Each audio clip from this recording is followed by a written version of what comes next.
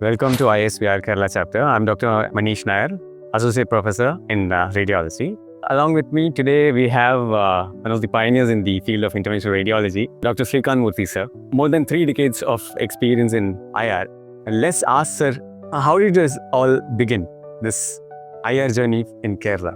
Interventional radiology എന്ന് പറയുന്നത് പറയാൻ തന്നെ കുറച്ച് ബുദ്ധിമുട്ടുള്ളൊരു ഫ്രേസ് ആയിരുന്നു ആ കാലത്ത്. കേരളത്തിൽ തുടങ്ങിയത് ഏകദേശം 1994 ആ പീരീഡിലാണ്.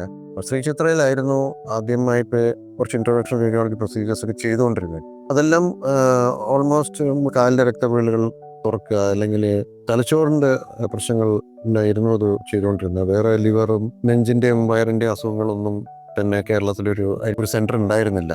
പിന്നെ 98 കൊച്ചിയിൽ അമൃത ഹോസ്പിറ്റലിൽ വന്നതിന് ശേഷമാണ് അങ്ങനെ ഒരു ഇത് തുടങ്ങിയത്.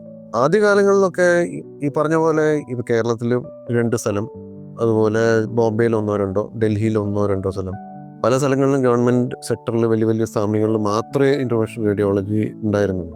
പേഷ്യൻസിനും പബ്ലിക്കിനും വളരെ കുറച്ച് അറിവേ ഉണ്ടായിരുന്നുള്ളൂ. എന്തിന് ഡോക്ടർമാർക്ക് പോലും അതിനെക്കുറിച്ച് വലിയൊരു ഐഡിയ ഉണ്ടായിരുന്നില്ല. അതായത് എങ്ങനെയാണ് ഇന്റർവെൻഷണൽ റേഡിയോളജി, എവിടെയൊക്കെ അത് ഉപയോഗിക്കാം എന്നുള്ളതിനെ കുറിച്ചുള്ള യാതൊരു ധാരണ ഉണ്ടായിരുന്നില്ല.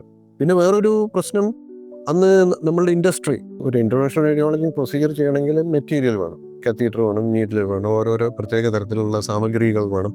ഇതൊന്നും തന്നെ നമ്മുടെ അന്ന് അവൈലബിൾ ആയിരുന്നില്ല. പിന്നെ വേറൊരു വളരെ പ്രധാനപ്പെട്ട കാര്യം നമ്മൾ ഓർക്കേണ്ടത്, ഇന്റർനെറ്റും ഉണ്ടായിരുന്നില്ലല്ലോ. 94 എവിടെ വാട്സാപ്പ്, എവിടെ യൂട്യൂബ് ഒന്നും ഉണ്ടായിരുന്നില്ല. ഈ സോഷ്യൽ മീഡിയ, ഇൻസ്റ്റാഗ്രാം ഒന്നും ഉണ്ടായിരുന്നില്ല. അപ്പോൾ നമ്മൾ ഈ ഇന്ത്യയിൽ ചെയ്യുന്ന 4-5 പേര് അവിടെ ഇവിടെയുള്ളവരെ അതിൻ്റെ സമ്പർക്കം പുലർത്താനോ എന്തെങ്കിലും അഡ്വൈസ് ചോദിക്കാനോ ഒന്നും വളരെയധികം ബുദ്ധിമുട്ടായിരുന്നു.